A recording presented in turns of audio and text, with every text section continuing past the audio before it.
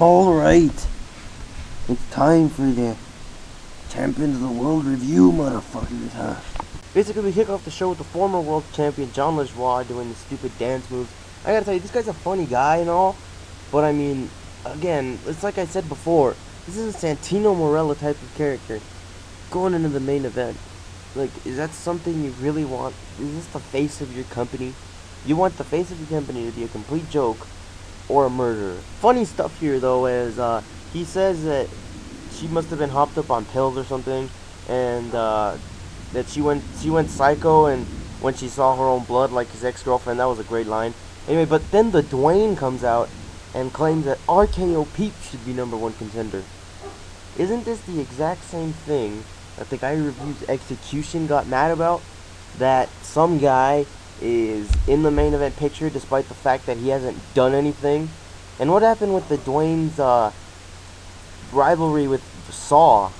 Like, does that just completely died off already just because the Dwayne found RKO Pete? Anyway, I guess this is a good way to keep the mystery going so we don't know who the #1 contender is. But this might also just be some lazy way to not build up a world championship match until the last second. I guess it is a good idea, since like there's not a whole lot of star power on this show that doesn't already have a feud, and you know it's pretty obvious that the winner's either going to be John LaJoie or RKO Pete's. And if RKO Pete's wins, I will just be raging about this. So then Hugh Hefner introduces John LaJoie's first opponent in the tournament to be Osama bin Laden. Now here's where I'm thinking this is going to be a tough decision.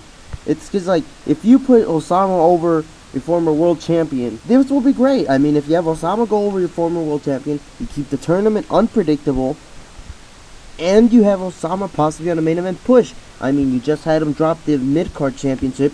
He could be a legit main eventer now. He gets great heat. But anyway, John LaJoie defeats Osama by count out, and this was done very smart. All right. I'll give the writers credit for this. They did this very, in a good way where neither guy loses anything, but they also did a bad job because neither guy really gained anything. So I guess like the key to beating Osama is to remove the thing on his head. Then we have a backstage segment where Rebecca Black is thanking Hugh Hefner. She's gonna get to sing next week. Fucking kill me right now, man. Just this announcement has me wondering whether I should watch next week's show or not. Whatever. Anyway, Joe Francis, the guy from Girls Gone Wild, walks in. He asked her if she's 18 yet. That's funny. This is funny right here, because he asked her if she's 18, she says she's 13, and then he still gives her a ticket to the next Girls Gone Wild show. That's funny. Anyway, so then here comes this, here comes Reggie. Now this. Thank you, writers. Here comes Reggie, and he says, "No, you shouldn't be here. You're a woman. You should be in there making me a sandwich or something." And then Hugh Hefner tells Reggie that he doesn't like him, and Reggie gets mad at him because he didn't put him in the tournament, yet he put women in there. I like this guy. This guy's gimmick works perfectly for him. I mean, the guy is sexist, he's stupid, and this whole thing where he just goes backstage being mad because women get a shot that he doesn't is freaking hilarious. So, well, good job by the writers here. Whatever. Oh yeah, I didn't mention Wrestle Bunny came in with the slutty outfit, being the dirty little whore that she is. Because Wrestle Bunny, she's a whore. Anyway, I'm gonna start calling her Whore Bunny. Yeah, that works perfectly. Anyway, she walks in and she tells him she really wants to be on Playboy. She'd really like to be on Girls Gone Wild and shit. And then she probably has sex with him. You know what? She's kicking out the cameraman, shutting the door, being in there in a slutty outfit with two guys in power. What does that tell you? What do they do? They're not in there playing checkers. Alright, so this next segment pissed me the fuck off. We have Holly Madison looking for Miley Cyrus backstage, and she comes across Hannah Montana. What the fuck, dude? Holly is not some kind of blonde, retarded, good-looking bimbo, alright? She's not Kelly Kelly here. She can think on her own. She knows what she's doing out there. Yet they're booking her as if she's some kind of retarded, dumb, blonde bimbo like Kelly Kelly is. Give me a damn break. So, yeah. So then it's Casey Face versus Miranda Cosgrove. They would just be having the match, and then randomly, just 7 random guys with V for Vendetta masks just attack Miranda Cosgrove, and then spray a slash, and then a B, a lowercase b, and then another slash. Like, who are these 7 random guys, and why are they here? What are they doing? Now, this is interesting, but this is just, like, really random. It's not, I guess it's not random since Casey Face does have power in the internet, and these guys are, like, from the internet, I guess. But these are guys, 7 random guys who aren't signed to contracts. Or so we think, but maybe they'll be revealed next week. But, you know what? I'm interested to see where this goes, but I think that this feud was killed off a little too soon, you know? So then we have the mastermind. We have Albert Einstein. That's what I'm going to start calling Paris Hilton now. We have Albert Einstein in the back, and she has her dog with her, who isn't Tinkerbell, but it's a Tinkerbell lookalike. I guess she got a new dog. I guess she's over Tinkerbell. Anyway, then she tells Brittany, "Get my bags. Get my bags." You know, Scott Steiner style, so this is pretty funny. Carmen Electra interviews her, and she says it's like totally fun. So, like, now they're trying to book her like she's stupid again. I mean, this is like when Angelina is, like, hypnotized one part of the match she's hypnotized and she can't be stopped. And then the other portion of the match she can be stopped. Selena Gomez walking down the hall with Justin Bieber, and Joe Jonas walks up to him. And he's like, "Whoa, man. Whoa. I don't think this is right that I don't have Joe or Kevin champions." Joe, what the fuck? Yeah, well, they all look the same anyway, you know. So whatever, I'm not even going to correct myself. So he says it's not, Joe Jonas says it's not right that Joe or Nick isn't champions with him. And then he says, Justin Bieber has to calm him down and tell him that, "Whoa, bro, calm down a little. You know, I'm a good partner. So what if I'm on the other show, you know?" Then Selena asks him if he's seen Demi around, and if they're still going out. Just, I wish. And then he sees Demi's behind her. So this is romantic gay shit. This is this mushy stuff.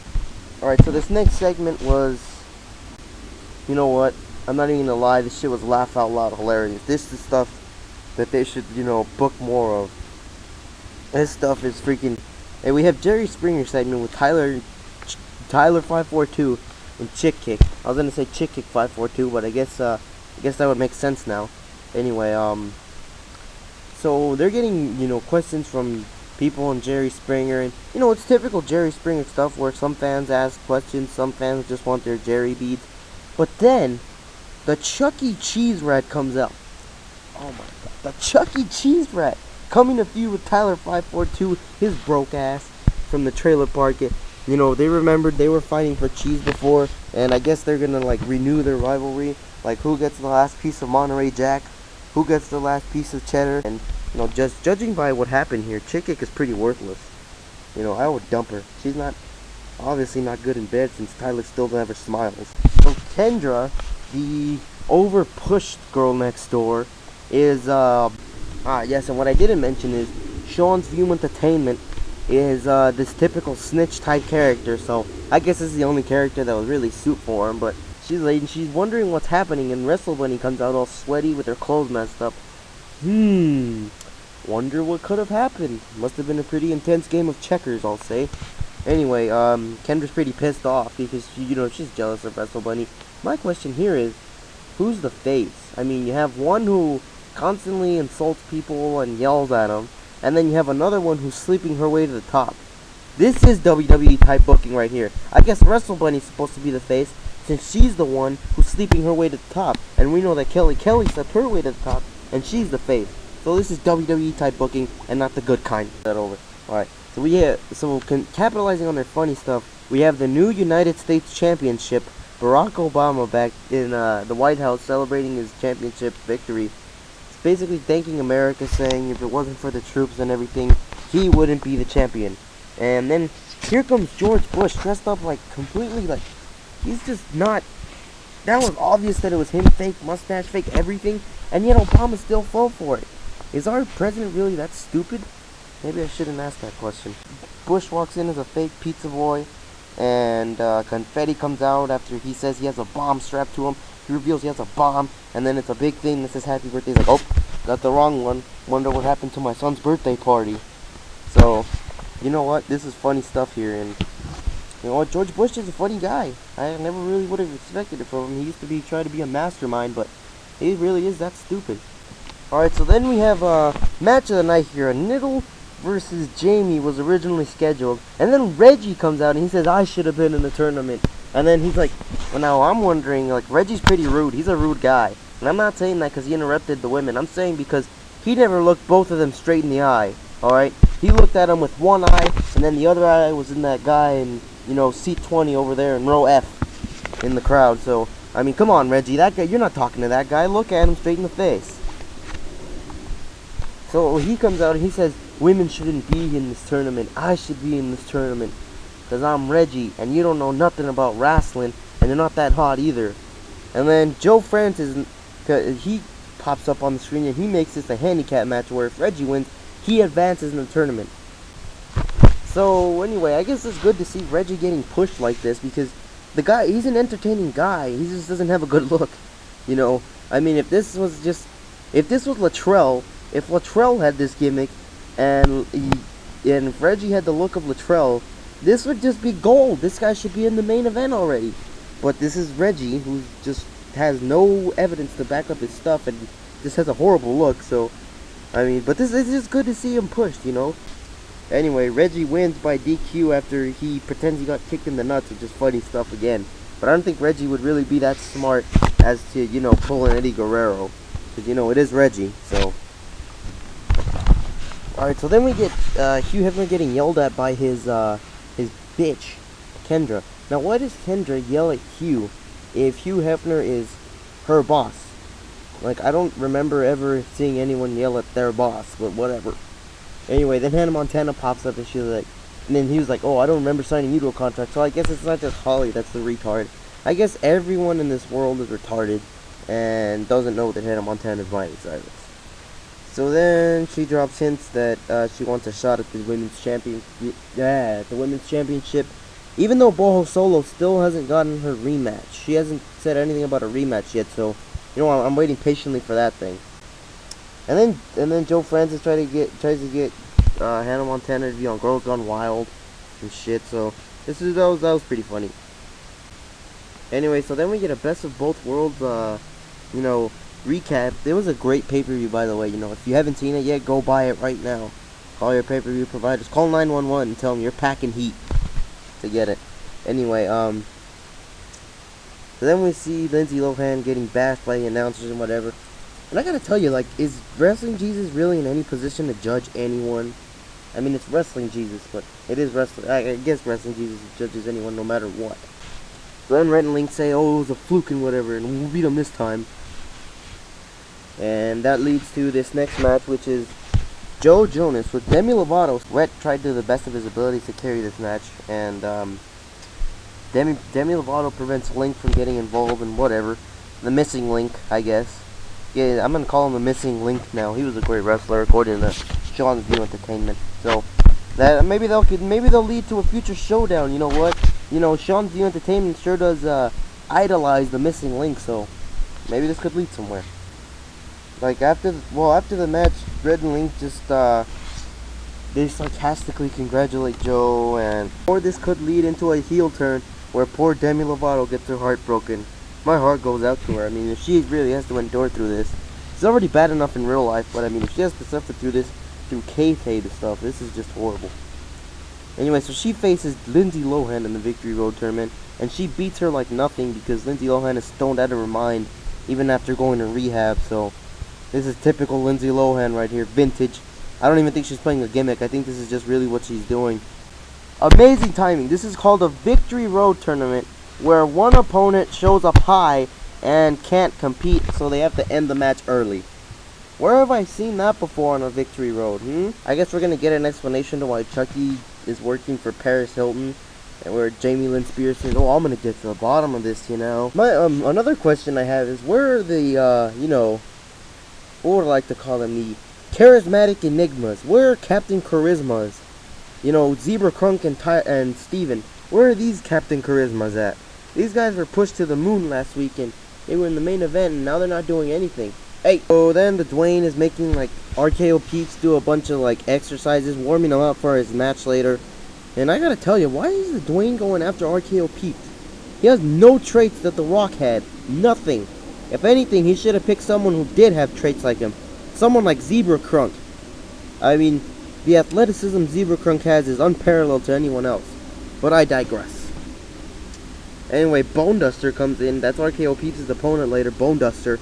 And Bone Duster's getting a pretty nice push here. You know, they're putting some attention to him. They're saying they're getting him mad at the Dwayne for not picking him to be his protege instead of RKO Peeps. So I like this, and you know, I think Bone Duster could be like a Wade Barrett type of character, you know, because of the English accent, and knowing the fact that, you know, Bone Duster's also a mastermind. And I don't get why Delixman doesn't bury this guy on commentary.